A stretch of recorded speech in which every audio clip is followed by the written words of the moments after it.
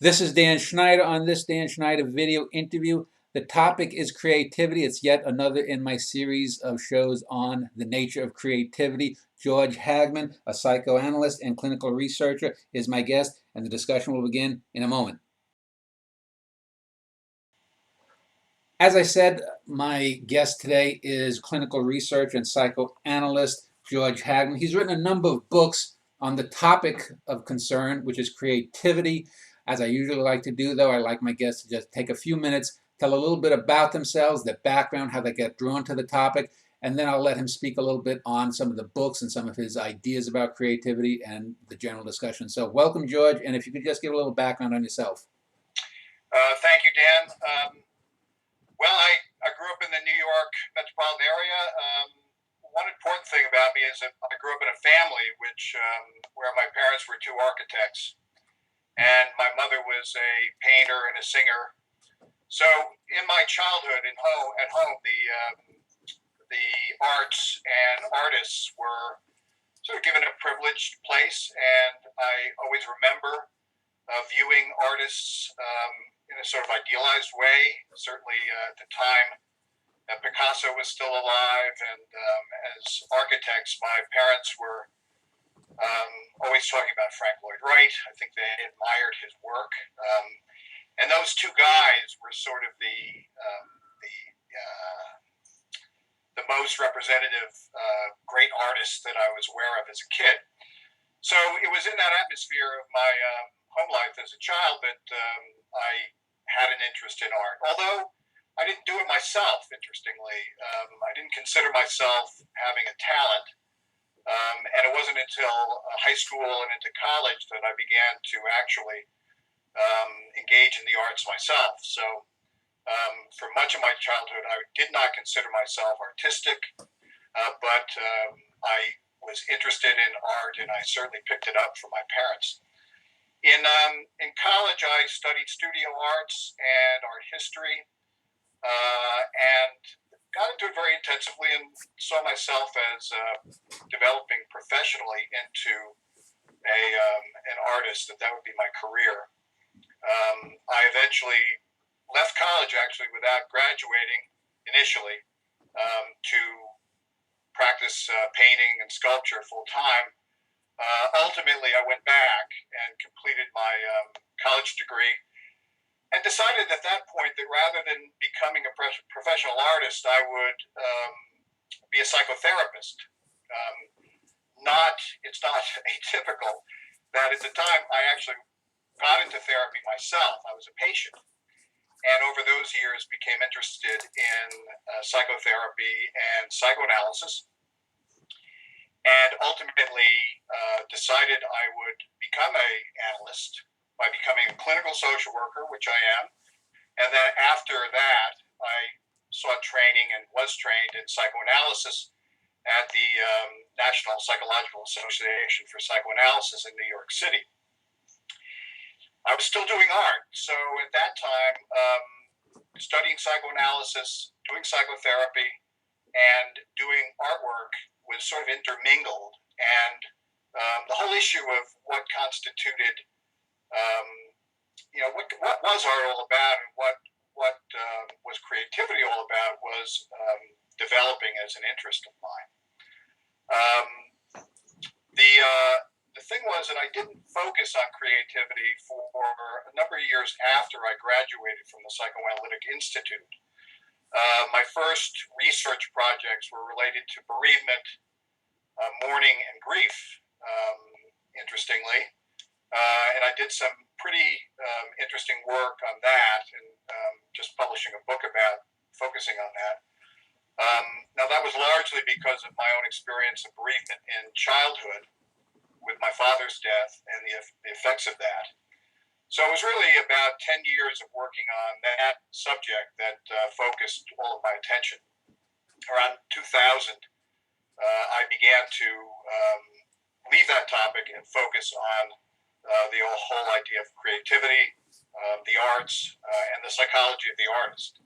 So since 2000, I've published a number of papers on creativity, on beauty, on ugliness, on all sorts of aspects of aesthetics in terms of idealization and the experience of the sublime.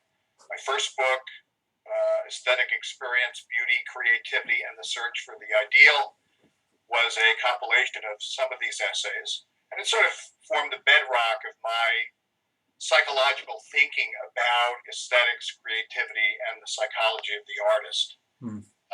I then went on to other papers and other books. The Artist's Mind, which was my second book, which was really focusing on the psychology of modern art. And then my last creativity book, which was about applying my creativity thinking to psychotherapy and psychoanalysis. That's been the progression over time. Okay. In the fall, I'm coming out with a new book, which is really a collection of essays by colleagues of mine who are atlas artists, meaning that they are professionally identified with both professions. And what I've asked them to do is write some essays which talk about the experience of actually being engaged so seriously in both professions, and whether there's some relationship between the two that might inform us about what is creative about therapy or what is therapeutic about art. So that's a book that's coming out this fall. Well, in the next major segment that we do after this one, I'll ask you for some of the premises of some of your work in general and some of your books. But let me just open up with a few generalized questions here. You said you're a psychotherapist, and when people think of artists, especially, there's the unfortunate stuff with poets who kill themselves, depression, and all of this kind of thing. I've always thought that it's not so much that artists or creative people are depressed, that people who are depressed because they have heightened sensitivities mistake their heightened sensitivity for being an artist, because most people that I know in the arts are not particularly talented. So they mistake their heightened sensitivity to emotions for being creative when they really aren't creative. What is your take on that sort of conundrum? Do you buy the old cliche of artists being, you can throw out a dozen great artists who presumably were depressed, but most artists aren't that I've known. And a lot of the people who I find are depressed just think they're artists, but they don't have any real talent. What is your take on that in your years? Well, I agree with you that the sort of seeing yourself as artistic when in fact you were emotionally in trouble is often a smokescreen or a way to sort of integrate the disturbing aspects of your emotional life with something good or something that's sanctioned by society. I'm not just a miserable person. I'm actually an inspired artist. Yeah. And I agree with you. I personally don't think that artists are any more prone to mental illness than anybody else. And if you look at other professions, there's mental illness there as well. And I don't think artists have any claim to that. So I completely discount the notion that being an artist implies that there's some sort of mental health issue. Yeah. So I think artists are like anybody else. I've actually done some thinking in terms of modern art. I think that the mystique of the artist in our modern society, at least since the 19th century, and the Romantics in the early part of the 19th century, have created a persona which the culture has sort of liked or sort of sanctioned, that promotes the idea of the emotional, the subjectively oriented, passionate, and sometimes crazy artist. Certainly going back to the Romantic poets, where drug addiction and the cultivation of altered states was sort of a contribution on their part to this notion of inspiration. And I think that's affected how our culture has viewed artists over the years. But that's really a social construction. That's not true about art and artists over human history. I think artists have been all sorts of different types of people, and they certainly have no claim to being more mentally ill than anybody else. Yeah, both in your opening preamble and also in the titles of your works, art is referenced with along with creativity. Now, some people I know always say, "Well, there's lots of different types of creativity in the sciences, in business or whatnot." I always kind of bristle when I hear about, you can, it sounds like infomercials. You think creatively, and you can be, make $7,000 a week in 2 hours on the internet, kind of thing. Um, Yeah. do you primarily associate creativity yourself personally with the artistic impulse? Because I've always said this, and you tell me if you agree or not, that I think where it comes to art, artists use discovery in service of creativity, whereas a scientist will use little moments of creativity to get that discovery, because a scientist is revealing what's already out there. Without Einstein, we'd still know about black holes or the theory of relativity. Someone else would have come up with it. But without Melville, without Beethoven, there isn't Moby Dick and there isn't all the great music that Right. Beethoven did. So, do you primarily associate creativity with art or value it as a higher form of creativity than any other possible ones? Well, I agree with so much of what you're saying. There can be some element of creativity that's important for any activity, but you see it in its purer form in the arts. Yeah. Yeah, we can talk about it later. I believe that there's a creative process in the arts is inherently um, sort of leads to more creativity than other professions. In the end, Einstein wasn't interested so much in being creative is in discovering the law of relativity. Right. And if he hadn't discovered the law of relativity, the creativity wouldn't have mattered. Yeah. So what he was interested in was the world and the laws in which the world are governed. And if he needed some creativity to get there, which I think he did, it was only a sort of a part of the process. I think in art, creativity is inherent, sort of at its core. We can talk about why I believe that's true in a few minutes. But although that being said, many artists choose not to be very creative, and there's reasons for that as well. But I think there's ways in which you can, in fact, avoid or reduce the creativity in art almost purposefully, especially if you're interested in promoting your art as a business and selling your art, which sometimes compels people to reduce their creativity and just repeat things that are sellable. So that sort of gets into the whole marketplace of art, which I think affects the psychology of art. But the short answer is, yeah, I think artists tend to be more creative because it's more creativity is more inherent to the heart of the business of making art.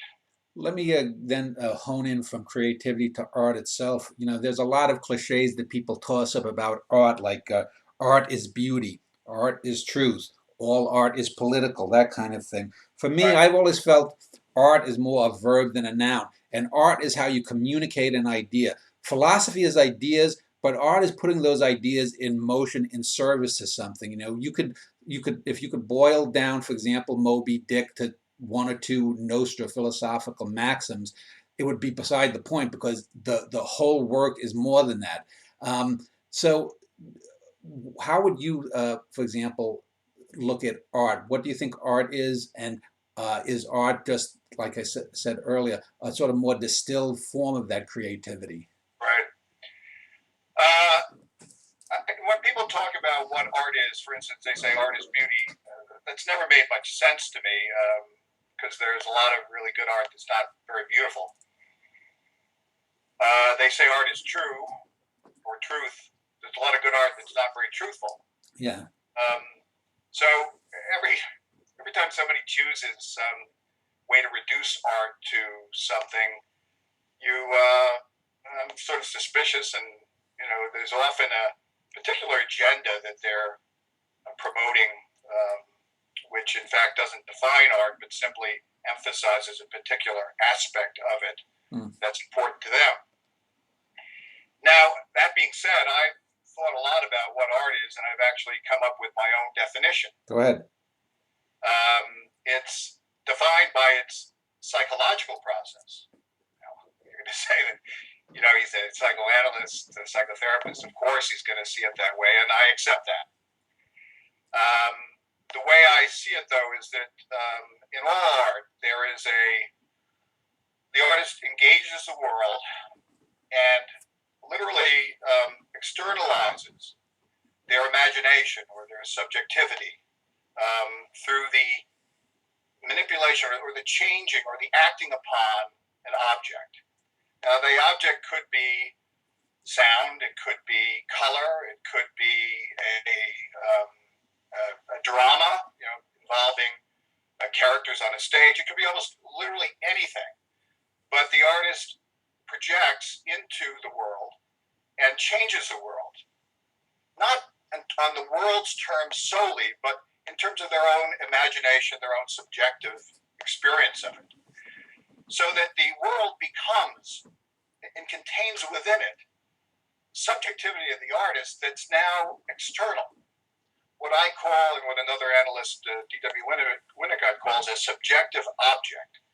The art becomes a subjective object. It crosses the boundary between inner and outer. And the artist is suddenly confronted with something that contains within it an externalized aspect of their subjectivity, so that it's changed in a way that reflects the artist's inner life. But it doesn't stop there. The artist then engages that object and acts upon their own subjectivity that now exists in the world. And there's a dialectic, an interchange between their own evolving subjective state, their imagination, their feelings, their thoughts, and that which is contained in the object. And over time, the effort is to get it right, to somehow, I use the word perfect, that aspect of the object that contains their own emotional, psychological, and subjective life. And that although in the process the object is often refined, what really interests the artist is their own take on it, their own sense of it, the way in which they themselves have engaged the world psychologically and emotionally. And that's their interest, is getting that right, is perfecting that. And that in almost any art form you can see that process. That's, in spite of whatever material or whatever medium is used, I believe that process is there, and is the kernel, is the core of what makes it a form of art. Yeah. Well, let's end this first segment, and for the rest of the show, we'll basically talk about the creativity immanent in art. Let me just ask you about the different types of general art. And you have visual arts, you have music, and then you basically have narrative arts, which is mostly literature. In your studies, or if you've dealt with artists in psychotherapy, have you noticed patterns of difference between, say, those three major divisions of music, visual arts, and the narrative arts, literature, in terms of that one group is this way or that way, where the other one isn't? Can you say, maybe just give some general broad strokes as to differences and similarities across those three? Well, that's very complicated.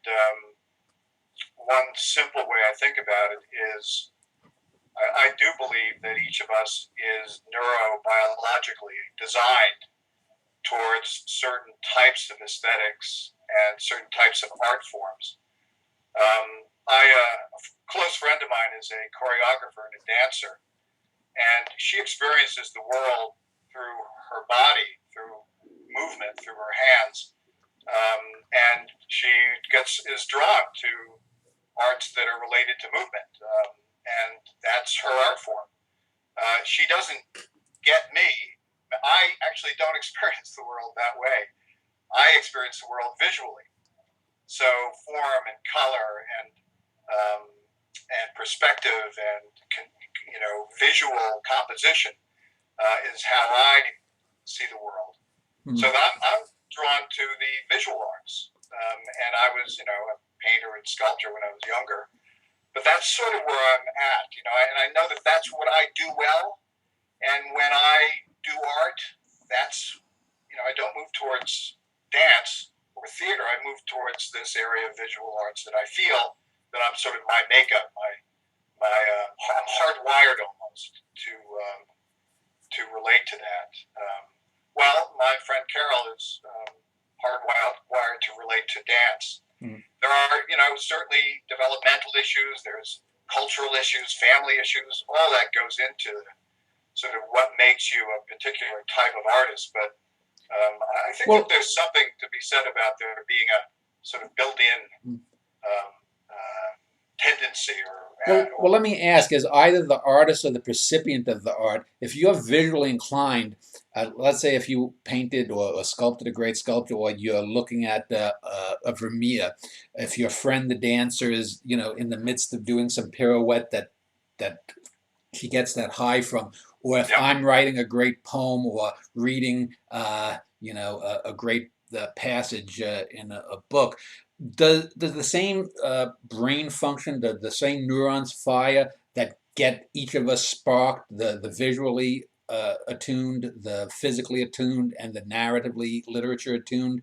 Do the same bells and whistles go off in the brain? No? I mean, for instance, the left side of the brain is largely the one where we make language, and we use language to understand our experience and experience the world. And so in literature, I think you're going to use a different part of the brain from the dancer, who's going to use more of the right side of the brain, which is more holistic, is based within the self, within the body, and is much more of a motion-based part of the brain.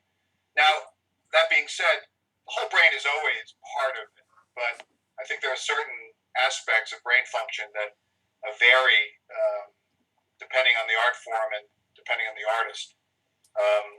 But that's too. I mean, it's too reductionistic. I think that there's the right and left brain are always active, but I think it's a matter of emphasis. Okay, well, let's end this segment here. In the next segment, we'll talk a little bit about some of your writings, and we'll do that in a moment. I've been speaking with George Hagman, a clinical researcher, psychoanalyst, about creativity. He's written a number of works about it. The two that I want to focus on are a book he wrote called The Artist's Mind and Creative Analysis. George, if you could maybe just sum up the premises of one or both of those books, and we'll just let it go from there. What drove you to write both of those books, and what are the similarities and differences of focus? Well, I've had a sort of ongoing project, which the two books are sort of stages in that. My first interest in aesthetics and art was trying to define, from a psychoanalytic point of view, the creative process. So early on in 2000, I wrote a paper on that.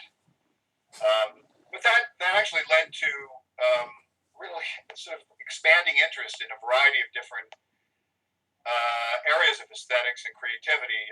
I became interested in understanding beauty, for instance. I began to try to understand beauty from the point of view of idealization, and specifically how idealization develops in childhood and evolves into adult forms of aesthetic experience, most importantly beauty. I also then was interested in ugliness as a counterpoint to beauty, and what that psychological process is all about, as well as the sublime experience.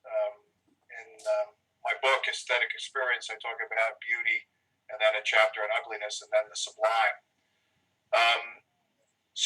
And I'm also interested in the physical aspects of aesthetics in terms of the way the body gets involved in it. Mostly that was influenced by my friend Carol Press. But in my first book, I really set the groundwork for a psychoanalytic understanding of art and aesthetics.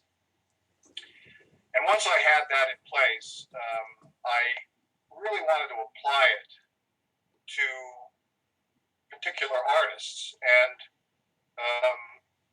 but not only that, I wanted to see if I could understand the whole psychology of modern art using this this approach. And my second book, which is my second book about art, The Artist's Mind, attempts to formulate a model of artistic creativity, and then I apply that model to 8 different artists in the 20th century, from Degas through Andy Warhol, to see if I can understand both their individual psychological creative processes, but also the development of the notion of the modern artist and the modern artistic project through the use of this model of mine. So that was The Artist's Mind, which is about modern art and modern artists as well as creativity. And then that actually, after that book, I've had to struggle for years to try to figure out what is it about psychoanalysis or psychoanalytic therapies that is creative. So I really focused on that very intensively for several years and adapted the definition that I talked about earlier of art to understanding what happens in psychotherapy, specifically a psychoanalytic psychotherapy. So in my book, Creative Analysis, Art, Creativity, and Clinical Process, it's basically about a new way of thinking about psychoanalytic therapy from the point of view of art, creativity, and to some extent aesthetics. So that was the Creative Analysis book. Let me just pick up where you just left off, but then I want to go back. Are you someone who promotes like the art is therapy kind of thing? Because that's sort of another one of these kinds of cliches that is floated about. When you say then the second, I completely object to that idea. Yeah, I think art is not therapy at all. Although I think you can, on the other hand, understand psychotherapy using art as a model, but that doesn't mean art is therapy. So does the book, do you give some clinical cases that you had dealt with? And for example, someone who maybe needed to expand, maybe they were depressed or they were in a bad relationship, and by explaining to them some aspect of art and art or artwork, did this get them outside of their own little self? Is that how you? Yeah, no, nothing like that. No? Okay. It's interesting. Because that's normally what people think is that what I'm going to do is bring art into the therapy. Yeah. And I don't object to that. I think there's good work that can be done that way, but that's actually not how my thinking went. Okay. If you want, I can expand on that. Is that okay? Yeah, go ahead. Yeah. There's a British analyst. His name is Adam Phillips, and he has a phrase that he says that patients are failed artists of their lives, unquote. And his notion, which I agree with, is that creativity is, I don't think anybody disagree with this, is an important part of healthy living. It's a way of responding to the world. It's a way in which you engage the world and you engage your inner life that allows for new things to happen. And new relationships and new psychological conditions and feelings. So that when somebody comes to therapy, it's primarily because, they're suffering in some way. They're feeling bad about something. But most importantly, they can't change. If they could, in fact, find a way to change, to improve their mood, for instance, they would do that. They wouldn't come to therapy. So the only reason they're coming to therapy is that they have become stuck, essentially repeating over and over feelings or behaviors or relationships, whatever, that is causing them distress in some way. And they have been unable to be creative in their life, at least in terms of the particular problems that they're bringing in to treatment. So you have right from the start, a failure in creativity for the patient. This doesn't mean that every aspect of their life is uncreative. In fact, you can have a very creative artist artist who's very stuck in an addiction or in a type of relationship or a depressive state or what have you. But what they're coming into you as a therapist for treatment is they are stuck and have been unable to be creative in some area of their life, and as a result, that is causing them some distress of some sort, whether that's anxiety, depression, whatever. So the therapy needs to then be a context, a process, a relationship in which the patient's ability to be creative is allowed to enter and is supported, and the process in the end should help the patient become once again a creative person in this area of their life, in which case change can occur and they can actually move towards more happiness, more satisfaction, more effectiveness. So a creative analysis, a creative therapy involves that. That's the goal. Is not simply to treat an illness, but to free up the creative potential in the patient so that they can make change. That reminds me of a character from a Woody Allen film in 1978. Allen did his first drama film, which was sort of modeled on Ingmar Bergman, and Mary Beth Hurt played a character in that film called Joey, and she has a line where her family is rich and they're all in therapy and sort of waspy Manhattanites, and she goes something like, "I have all of this desire to express something, but none of the talent to do that." Is that the kind of person you're talking about? Someone who is frustrated because they have this desire, they maybe encounter creative people, they maybe encounter a great novel or a great music, and they feel that they should be able to do it, but God didn't give them the talent. Is that the kind of person that you're speaking of? Well, I mean, that could be if the person comes to therapy, if that's the cause of their suffering, then that might be the person.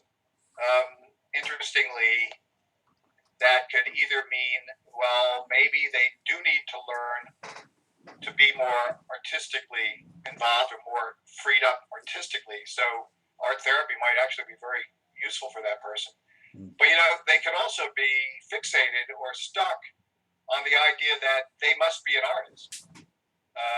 And maybe that person needs some help in questioning or working through this sort of fixation that they have on that art is what they must do, or somehow if they're not a great artist, or that they're somehow diminished. So in fact, creative process might lead for them to be less oriented towards art and more oriented towards other things where they might feel more satisfied, more productive, more creative. Okay, well, let me go back to the first book and some of its premises that you mentioned. I want to talk a little bit about beauty and aesthetics. As far as I know, and we're recording this in 2016, it's pretty well settled scientifically that human ideas of beauty are pretty much hardwired in terms of symmetry. For example, if I'm attracted to a beautiful woman, it's because, her breasts and her figure 8, her face is symmetrical. That says to me just that, oh, this person has good genes and could be, a reproductive mate of some quality, that kind of thing. Other things of beauty, we, for example, like the cute. We're attracted to babies, big eyes, soft things, whereas we're repulsed by insects or microbes that slime along. So there are these sort of triggers, symmetry, what we would call cuteness, that we ascribe to beauty. Do you, number one, agree with that? That it's pretty much settled what humans consider as beautiful? No. No. There's been a lot of interesting research, like you're pointing out. I read several which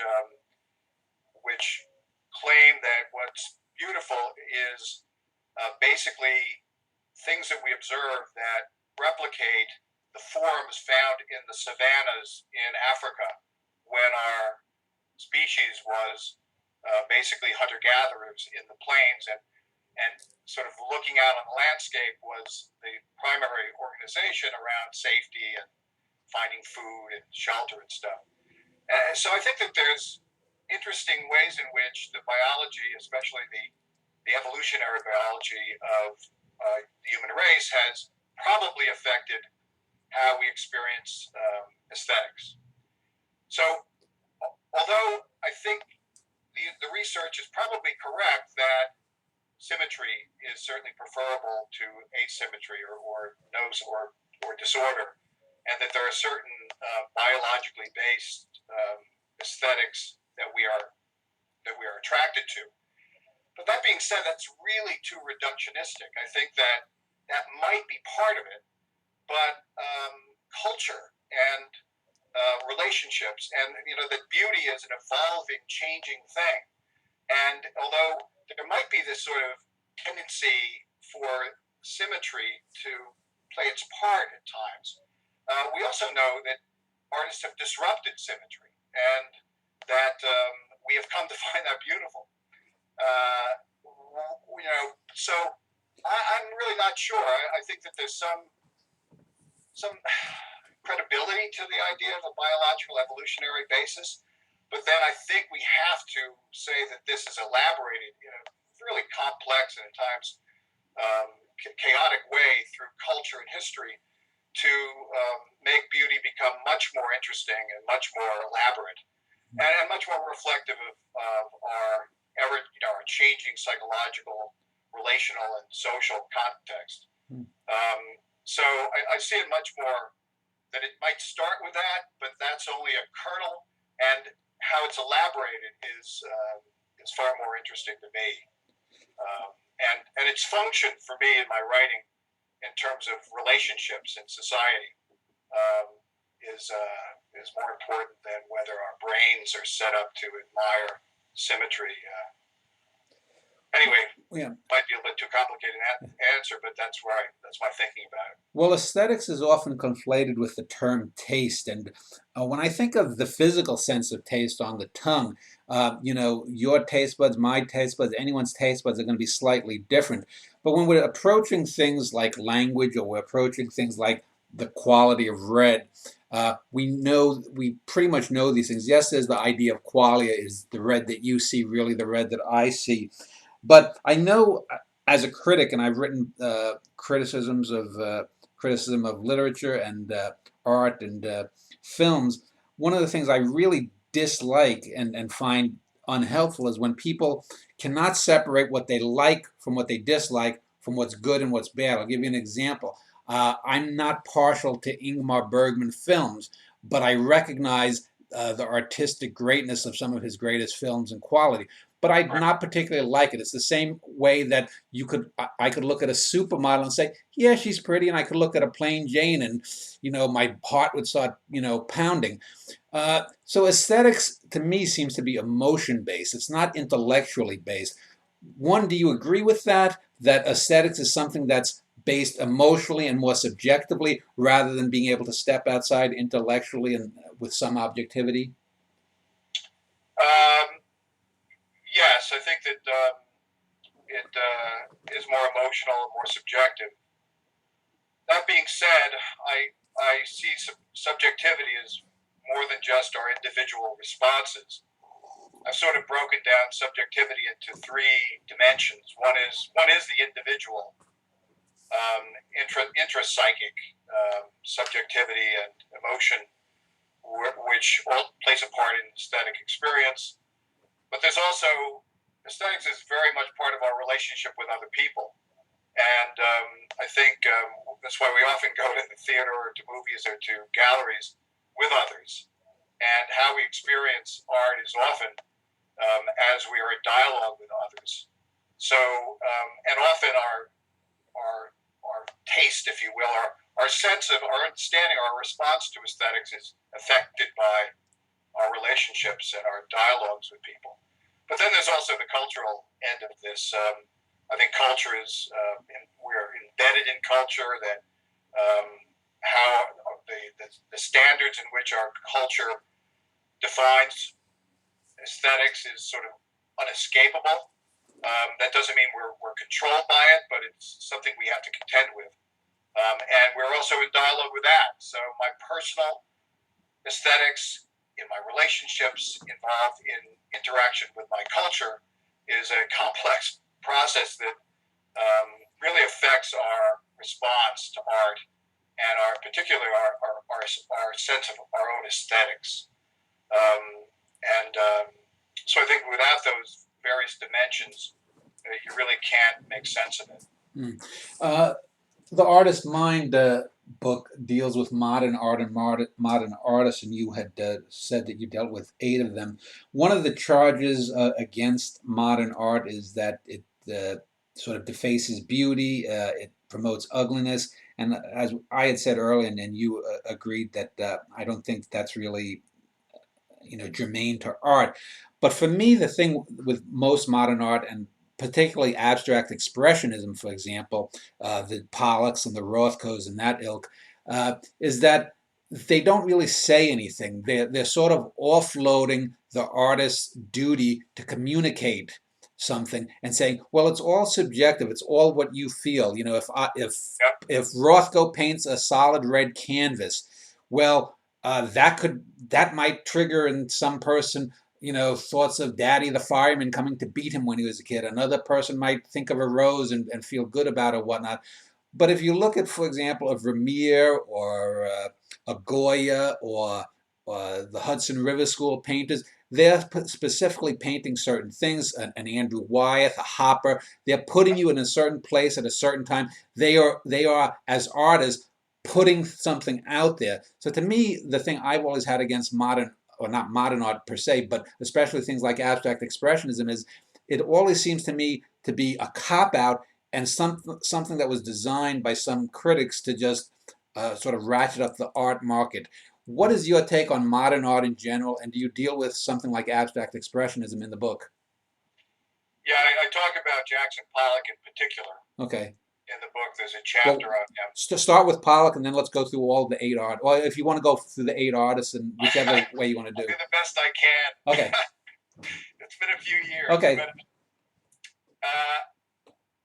I use the chapter on Pollock is the purpose of it is to point out how his aesthetics, his art, is the end point of the notion of the modern artist as a sort of a protean, sort of individual expressive source, that modern art moved towards the idea that it's really about subjectivity. It's about expressiveness. It's about violating principles and standards to reveal the true self, Yeah. And, Pollock saw him and he thought, I am nature, right? And he saw himself, it was him being nature. It wasn't that he was so much interested in nature as his own expressiveness. And I totally agree with you that it hit a dead end. That where did he go from there? And in fact, you can see in his biography that once he succeeded in abstract expressionism, in this pure form of self-expression without reference to culture, without reference to forms that are established historically and culturally in the West, he didn't have any place to go.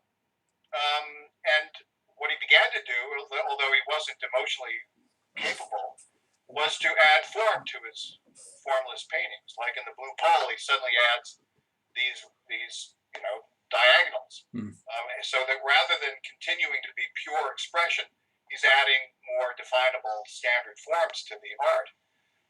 Of course, he just couldn't handle it, and was drinking a lot, and split up with his wife, and fell apart emotionally. But part of that falling apart was that he had really lost his way in terms of really running into a dead end in terms of what modern art consisted of. Yeah, I know. I did a show last year on the painter Andrew Wyeth with some experts, and I gave the example of the famous painting Christina's World. You know that one with the Clipper Girl.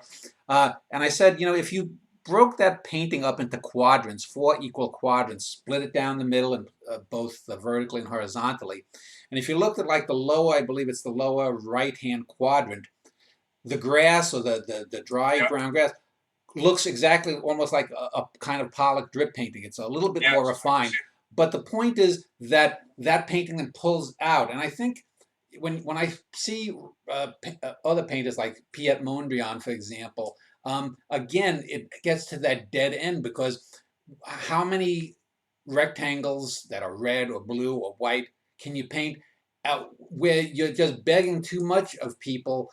Uh, and it doesn't take any real skill because I read an article a year or two ago that abstract expressionism,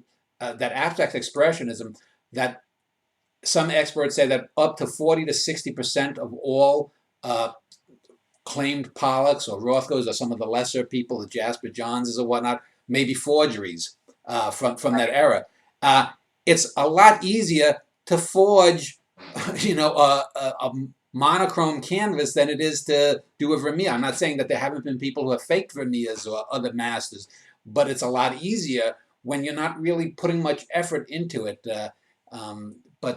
So that's just end of my rant. What then was Yep. the general overall thesis though with modern art? Who's the first one that you profiled, the earliest chronologically? Degas. Degas. Okay. Um, and the reason for that is, I mean, you could choose other people, but I chose him because his initial training in art was very rigorous, traditional academic training, and he was really good at it.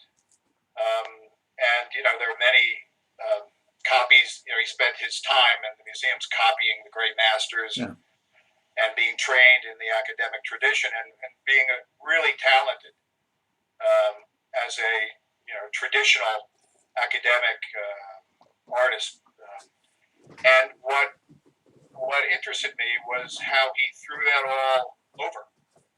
That he, if you in New York at the Museum of Modern Art, there's an exhibition of his monotypes, which is on now. Coincidentally, it's really wonderful. And what Degas began to do was completely violate his own training and his own skill to pursue accidental effects in art. The monotypes are very sort of crude in comparison to his painting or his pastels. Literally putting ink on a panel and pressing it so the ink sort of spreads out and is sort of not under the artist's control. And then he'll like reuse that, so there's even less ink, and they have even less distinct image. And what he became interested in was the accidental, was the thing that would happen out of his own control that he would then make something of and respond to. He would add pieces of paper to these monotypes and add drawing to it and manipulate the ink with his fingers in a way that was violated the art, the discipline of art that he had been trained in. And I found that really interesting, and I think that was an early example of movement towards really transforming traditional aesthetic forms and traditional notions of art and traditional values, and really pushing them in a totally new direction. And albeit setting up a situation historically which would lead to the dead end of Pollock. Mm. But I think that Degas was one of the first to do that and really committed himself to do it in a way that even now is of interest to people, vis-a-vis this exhibition in New York. Now you talked. So I start with him, Okay. and everybody after him is basically like Bonnard and I can't remember myself. Excuse me. It says Duchamp, Warhol. Matisse. Okay. For instance, Matisse, who was also a fairly well-trained artist, would violate his own judgment, his own sense of what was good or bad about art, and pursue forms in his art that drove him crazy. Mm. He was anxious and disturbed by his own art, and he was involved in a project where he was committed to not repeating the old forms, to discovering truly new forms of artistic expression Yeah. out of himself, and that meant really going across the line into actually doing art and making art, which he himself, according to his own standards, found ugly. Yeah. And I think that's really compelling Yeah. story, and he suffered for it. At the same time, he needed to define himself separately from the traditional bourgeois notion of the artist, mostly in relationship to his family background and his this difficult relationship with his father. But he also sort of carried on that work that Degas had done a little bit earlier in his own art form, thus sort of also developing this process along towards Pollock. Well, I think when you're talking about Matisse there, the last show that I had done a few days ago with an actress, she had told me that she meets people who have talent for acting, but very few actors really want to put in the grunt work, the sweat work to become good at their craft. And that's the biggest thing that I've noticed. You can have, you need to have talent. To be great in anything, you have to have an aptitude for something. But aptitude or talent alone isn't going to mean jack if you don't work your ass off at it. You can't be part-time and be a great anything. Right.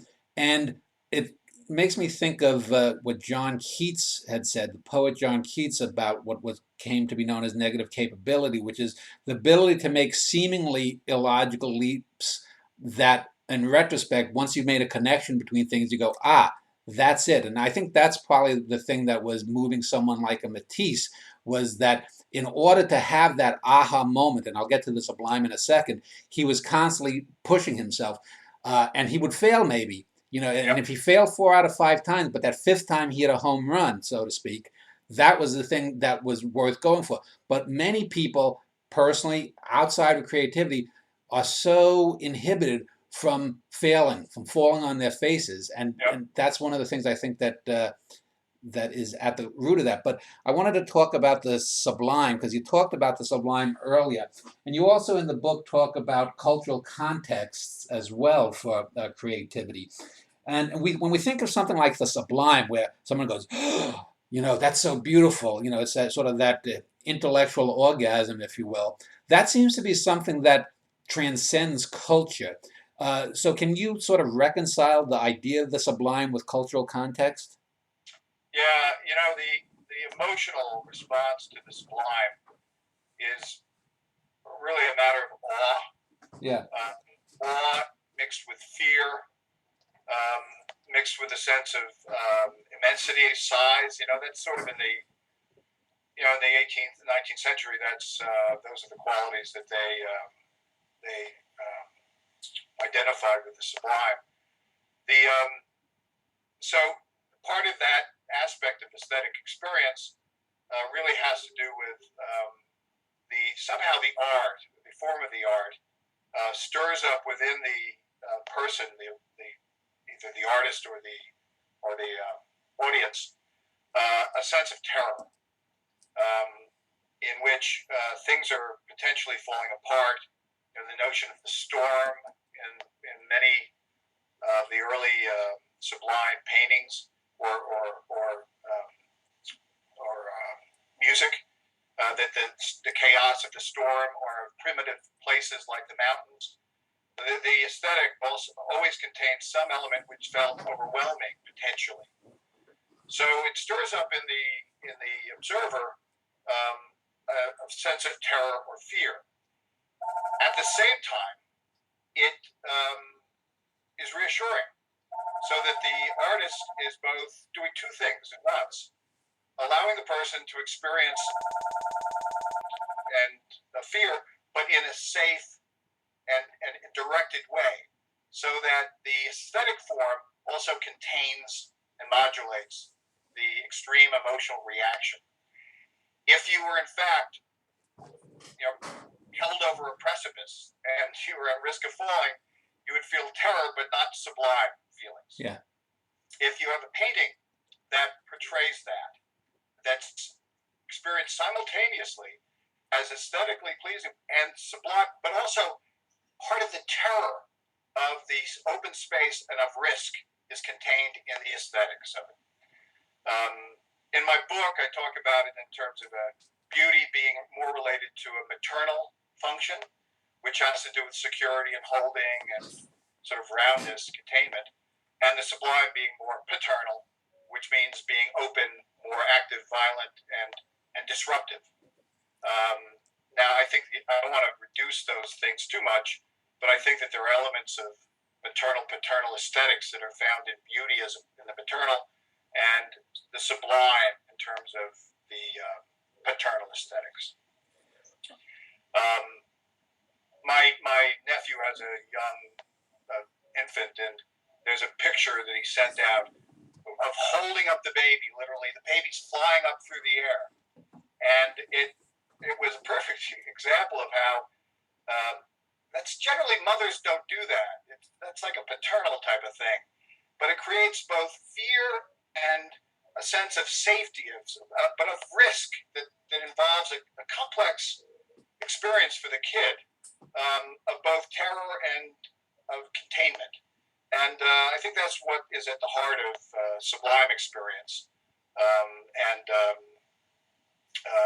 It's certainly culturally based in many ways, but I think that there's probably ways in which sublime experience had been true throughout the ages as well. Thing I want to ask is about, I've always thought that the best art generally comes from the artist creating in an organic sense, not overly planning things. I mean, there certainly are people who could, plan a long novel or plan a symphony, or a play or whatnot, or they'll do, sketches for a great painting, or they'll do storyboards for a film. But oftentimes when you see the final product, the final film, it doesn't match the storyboard, because in the process of filming, the artist or the director will say, "Oh no, it would have been better from 180 degrees or 90 degrees off to shoot that. This paint, this study that I do for this hill here, something's added." I think Van Gogh famously, his studies often don't really match a lot of his paintings. But so at some point, the plan changes and the artist says, "This was my initial vision, but 40%, 45, 60% through, something changes, and I'm going to go with what makes better." And I think that generally makes for better art. Is there something that you've found? When we talk of artists, we use these blanket terms, but there's a profound difference between some guy who's just a competent pianist playing at a club and Beethoven. Does a difference of degree become a difference of kind, do you think, between, say, that nightclub pianist and a Beethoven, between the little grandma who paints for flowers for her club and the Goyas, for the kid who's doing silly little YouTube videos, and the next great filmmaker? At what point do you think, if you do, does the artistic impulse change over from degree to kind? I think you probably agree that there's no fixed point at which that could ever happen, that it's all a continuum. And unfortunately, you get into this whole idea of what quality is, which becomes sort of complicated. I think that it is largely a matter of quality. And that is also, quality also is then referenced to the culture. So one of the reasons Beethoven is so much better than that kid at the piano is the depth of understanding of music and culture, the understanding of his place in musical history and bringing his own psychology into that is just at such a level that the person doing chopsticks on the piano is just not in that league. But it's like there's a continuum. They're both at ends of a continuum. there's any point where I would say that art suddenly transforms into something else. Plus, I do believe that there's so much of this is a matter of cultural discussion and process. There were really great artists who were considered really bad artists at the time that they wrote, and we certainly know artists whose artwork was once great that's now viewed as really poor. And that's a large part of that is the ongoing discussion in our culture about what constitutes art, and in particular, good art. So my answer is I don't think there's one point where that transformation occurs. It's all part of a mess. You call it a continuum, but it's certainly not a linear one. And there's a lot of different factors that go into making those judgments. This may be outside of your purview, but I'll ask it anyway. I know, the holy grail in recent years for computer science has been artificial intelligence, and one of the ideas in artificial intelligence theory is that the best way to get a human working like mind is through embodiment, by making machines that have hands and eyes that can see and hear and whatnot. Do you think that a more comprehensive theory or model of what makes a person creative or not can be there's some utility in artificial intelligence theory like this? And if so, do you think that by modeling computer sentience, if you will, that we'll somehow be able to crack the code of how human minds and human creativity evolved? Well, it is out of my purview, but I'll state my opinion. Take a flyer. I hope not. I just can't conceive of it, at least at this point, in the way our computers work. There's just no possibility that they could approach the complexity of a human being. But, I also see art, like I said before, not as being within any one brain, but within dynamic relationships within a incredibly complex and ever-changing culture. So the complexity of any piece of creativity is so vast that an individual computer or even network would not come close to what happens with a person. So maybe we'll find some little aspect of creativity is enlightened by a computer, but it'll be very limited, and certainly not get anywhere near the complexity. And for instance, I really do believe that complexity is part of it, but chaotic states are really important for creativity, and that computers really don't do that very well. They carry out what they're told to do, and that can be pretty complicated, but ultimately just pales before how our brains operate. Truly, a computer just doesn't get anywhere near. It's inconceivable how a computer could approximate the operation of a brain.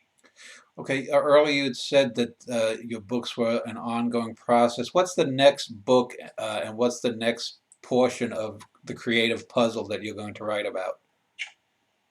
Well,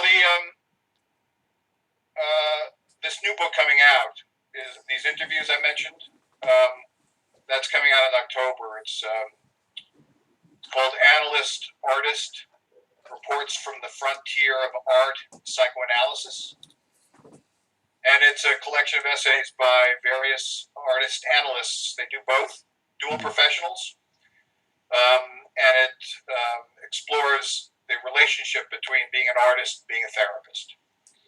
So that's essentially done. We're finishing it up at this point. So I'm thinking of my next projects, and it'll probably be more purely clinical. So I'm going to move away from the approach I took in creative analysis, which was explicitly about bringing art into understanding therapy. And the next one will be a book will be about therapy itself. And the ideas will be very much the same, but I don't think I'm going to be as explicit about it. I'm going to just try to talk about what my thoughts are about the therapeutic process and how change occurs. Okay, well, let's end this segment. In the final segment, I'll give you a few minutes to sum up your ideas on creativity. I'm finishing up a conversation with psychoanalyst and clinical researcher George Hagman. He's written a number of works about creativity. So just to wrap things up, we've talked about aesthetics, we've talked about the clinical aspects. What are your what is sort of your overarching overall view, if you could sum it up for someone in your years of dealing with and researching creativity? What is sort of your I guess major take on it, if you will? Right. Okay. Well, fundamentally, I believe that it's more complicated than we can whatever theory we might come up with or model, it's not going to get it right. So my approach right from the start is that we're going to be wrong about this, and that the understanding of art and creativity is always evolving, and there's no fixed model or explanation that is going to apply. So I'm even as I offer my own thinking or my own models, I want to accept, and I want to honestly accept that the probability is I'm wrong. But at this point in time, I think that this way of thinking about it is helpful. And although I think any model we choose is historically and culturally bound, within that time and place, it might actually be a very helpful way to think about art and artist creativity. So that's sort of the background, the fundamental groundwork of my thinking. That being said, I'm a failed artist who is now a psychoanalyst, and I am using psychoanalysis as a model to understand creativity and art. So within that context, the thinking that I come up with, it has to be looked at in that way. And that doesn't discount, from my point of view, other ways of thinking about creativity and art. I think we need to be open to any really interesting and useful way of thinking about it. But I have developed this model of what I referred to earlier as the creation of the subjective object. That we are always engaged with a world in which there is this give and take between our subjective inner life and the reality outside. Ultimately, that reality cannot be known, right? Yeah. It's always experienced in terms of our own inner life. So we create our world, even though it's literally out there. It's hard. It has qualities that exist.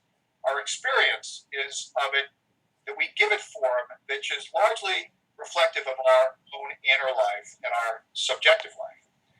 So as we engage the world in this way, we create experiences, things, if you will, artworks, which reflect both objective reality and our inner reality, the subjective object, which is really what the artist is concerned with. If they were concerned just with the color red or blue, or just how to depict a landscape, then they would be more scientists than they would be artists. But what they want to do, like you mentioned the Hudson River School, was not just the landscape as a physical thing, but as an emotional experience. That this sort of virgin America conveyed a type of emotional state, a sense of the spiritual, which largely is not true to the landscape, but to the way in which the artist and their culture and the people who are going to buy the artwork are experiencing the landscape. So the landscape, as represented in the painting, is imbued with subjectivity. But what happens in the creation of the artwork is the artist engages in that subjective object as the image contains the subjectivity. It also reflects the landscape, and the artist perfects this image, which ultimately is the product of their work. This can be applied to a variety of different art forms. It's not just limited to painting, and it's not just limited to modern art. The Japanese have the tea ceremony, which is a rigidly defined, prescriptive set of actions and materials that they use. But they also value the little incidents of uniqueness and accident and subjective impact that disrupt or sort of get infused into this ritualized process. So I think that this is my way of understanding art. It's not synonymous with what we talked about earlier, with beauty or with aesthetics. It's more of this psychological engagement with the world and our inner lives that is what art explores. And ultimately, the goal of any artist is to get it right, is to get that subjective object to a point where it truly feels like it expresses, it gets right what the artist wants to accomplish. That's not to say that they knew it when they started. They might even discover it as they go along. Like you were saying, even though the artist might have a plan, ultimately they discover in the end what they need to in terms of getting it right, in perfecting that engagement of subjectivity with the world that truly expresses in the best possible way and the most refined way our own human experience and our own sense of being alive. And I believe that in the end, that's what art is all about, is the sense that this is one of the finest examples of what it is like to be human, that this artwork makes us feel that we're in the presence of something which truly makes our lives feel special, feel vital. And that when an artist is successful, that's what they accomplish. I just wanted to follow up on something you just said there. It seems to me in this culture that we live here in America, this demonic impulse to try to make everyone feel good, and people will say everyone's creative and whatnot. And it seems to me that a lot of people want to somehow decode what creativity is in the hopes that everyone can sort of have their little slice of the pie. I think that's a bit of a social chimera. Do you think that that's the goal behind a lot of this, that to sort of say that everyone can have their little slice of the creative pie? Or do you think it's just a false notion that we're ever going to really get at what creativity is? Will the dog always be chasing its tail, in other words? I mean, the whole idea of creativity is only 60, 70 years old. Before the Second World War, the use of the word creativity was rare. And so I think our modern notion of creativity has been really promoted. I hate to say this, but a lot of it's been promoted by our marketplace. The promotion of art in terms of a commodity, but also the notion of creativity has been sort of built into our sense of our culture as being involved in production and of selling and of newness.